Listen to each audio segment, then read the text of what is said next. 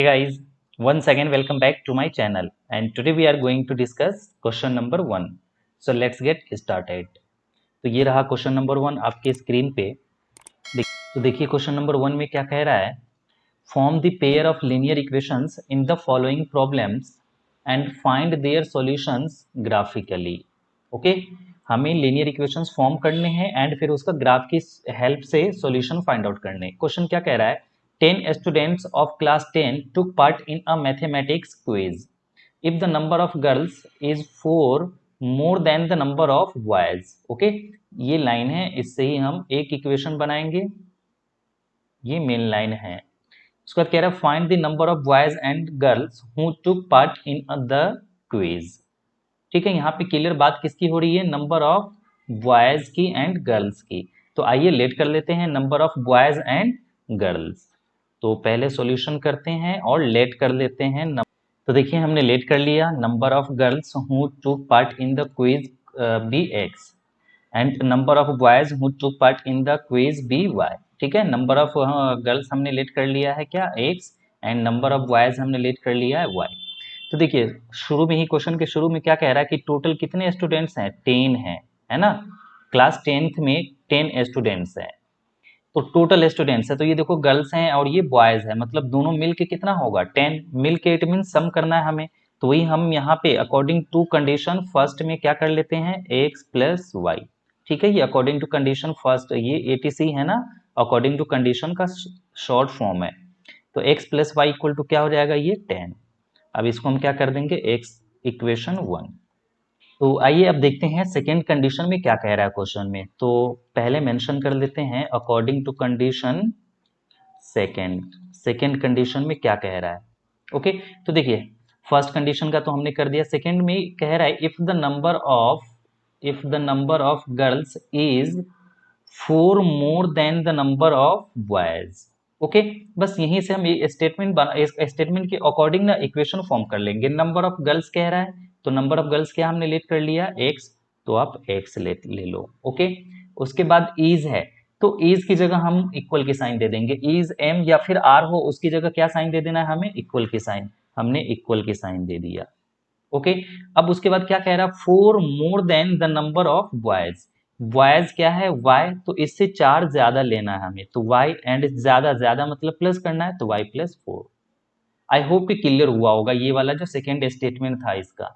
अगर क्लियर नहीं हुआ है तो देखो हम इसको एक एग्जाम्पल से समझ लेते हैं। स्टेटमेंट पढ़ने के बाद तो एक चीज क्लियर समझ में आ गया कि जो गर्ल्स हैं वो ज्यादा है, तो हम यहाँ पे ले लेते हैं गर्ल्स एंड बॉयज समझने के लिए। गर्ल्स ज्यादा है तो फॉर द टाइम बिंग हम लेट कर लेते हैं कि 12 है ये, और बॉयज कितना होगा 8, क्योंकि 4 ज्यादा है बॉयज से गर्ल्स। तो अब देखो इन दोनों के बीच में हमने इक्वल के साइन दे दिया। तो यहाँ क्यों क्यों आप बोलोगे कि सर इक्वल के साइन क्यों दे रहे हैं आप, क्योंकि हमें इक्वेशन बनाना है, तो जो हमने यहाँ पे इक्वल की तो साइन दिया है, तो हमने इक्वल के साइन दे दिया यहाँ पे। अब खुद सोचो कि क्या 12 8 के इक्वल होता है, कभी भी नहीं। तो हमें प्लस का 4 किधर करना पड़ेगा, डेफिनेटली बॉयज की तरफ करना पड़ेगा।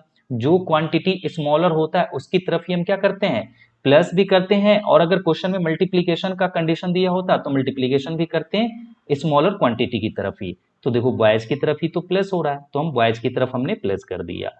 अब फाइनली इसको हम क्या करेंगे, सिंप्लीफाई कर देंगे। तो आओ सिंप्लीफाई करते हैं इसको। अब इस y को क्या करते हैं, x की साइड सेंड कर देते हैं, तो ये क्या हो जाएगा, x minus y equal to, अब ये 4 है तो 4, ये क्या बन गया हमारा इक्वेशन सेकेंड। अब क्वेश्चन में कह रहा है कि इसको हमें ग्राफिकली सोल्व करना है। तो ग्राफिकली सोल्व करने के लिए हमें क्या करना होगा, इन दोनों इक्वेशन के लिए पॉइंट्स प्लॉट करने पड़ेंगे ग्राफ पे। तो आइए पहले पॉइंट्स निकालते हैं और फिर ग्राफ पेज पे आपको लेके चलेंगे ग्राफ ड्रॉ करने के लिए। तो देखिए ग्राफ यानी पॉइंट्स निकालने के लिए हमने 2 बॉक्स दोनों इक्वेशन के बना लिया। अब पॉइंट्स निकालेंगे, तो पहले पॉइंट्स निकालने के लिए ऐसा करते हैं, y की वैल्यू ही पुट कर देते हैं। आप वैसे किसी की भी वैल्यू पुट कर सकते हैं, x की भी और y की भी। तो चलिए मैं यहाँ पे अभी y की वैल्यू पुट कर रहा हूँ, वो भी कितना पुट कर रहे हैं, 5। तो देखिए जब y की वैल्यू हम 5 पुट कर देंगे तब ये इक्वेशन क्या है हमारा, x plus y equal to 10 है। तो x तो x ही रहेगा, प्लस y की जगह क्या आ जाएगा, 5 इक्वल टू 10, यानी x निकाल देंगे तो कितना आ जाएगा, ये 5। तो जब हमने y 5 रखा तो x भी कितना आ गया, ये 5 ही आया। अब ऐसा करते हैं y को रख देते हैं 6, नहीं तो चलिए इस टाइम क्या करते हैं, सेकेंड में इस बार x की वैल्यू पुट कर देते हैं, x इक्वल टू हम पुट कर देते हैं 6, तब देखते हैं कि y कितना आएगा।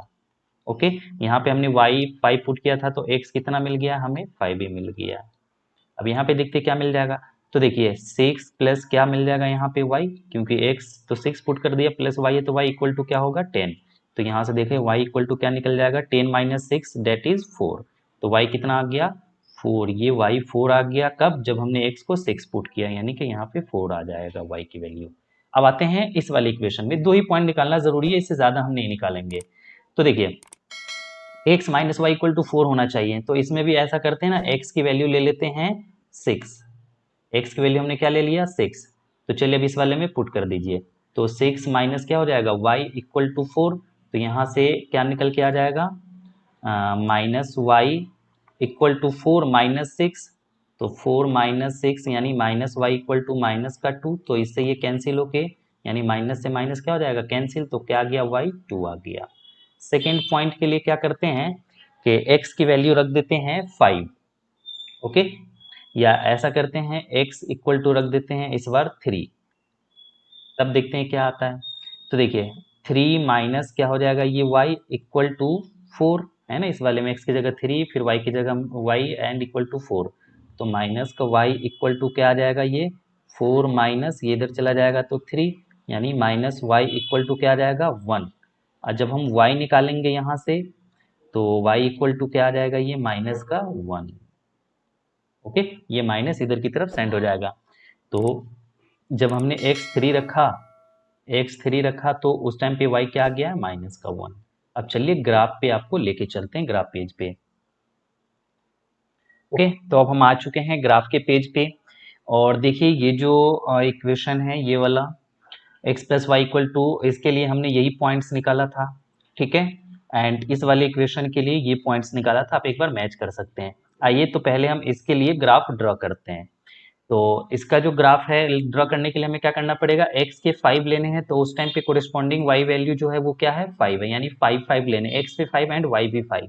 तो आइए ग्राफ पे देखिए x का 5 कहाँ है, ये यही तो है x का 5, तो ये ऊपर की तरफ चलेगा ऐसे एंड y की 5 की तरफ चलेगा ये, ठीक है, आप देख पा रहे होंगे स्क्रीन पे x की 5 एंड y का 5, तो देखो y का 5 कहाँ है, ये रहा y का 5 हमारा, है ना, तो ये y का 5 है, तो ये यहीं से लाइन इधर की तरफ चलेगा।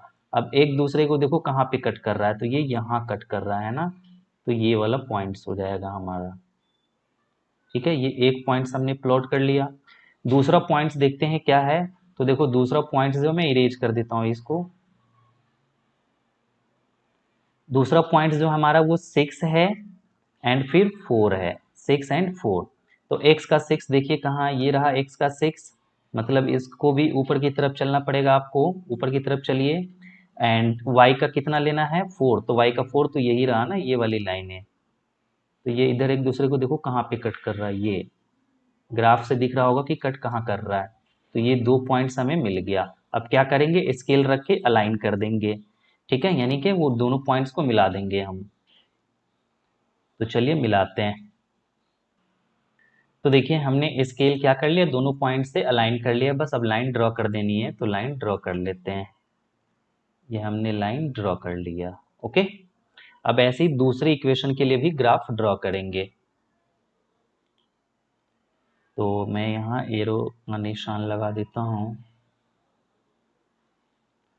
अब आइए दूसरा ड्रॉ करते हैं, ओके, तो देखिए दूसरे इक्वेशन के लिए तो क्या है, इक्वेशन तो यही है, और इसके पॉइंट्स यानी x की वैल्यू हमें क्या लेना है 6 एंड y के क्या लेना है 2, तो x का 6 एंड y का 2, तो देखिए x का 6 तो अगेन यहीं पे है, तो y का 2 ऊपर की तरफ मिलेगा, तो ऊपर की तरफ ऐसे चलिए, तो देखिए y का 2 ये वाली लाइन है ना, ये y की 2 एक दूसरे को कहाँ पे कट कर रहा है, तो ये वाले पॉइंट्स, ये पॉइंट्स मिल गया हमें एक y की 2 के लिए।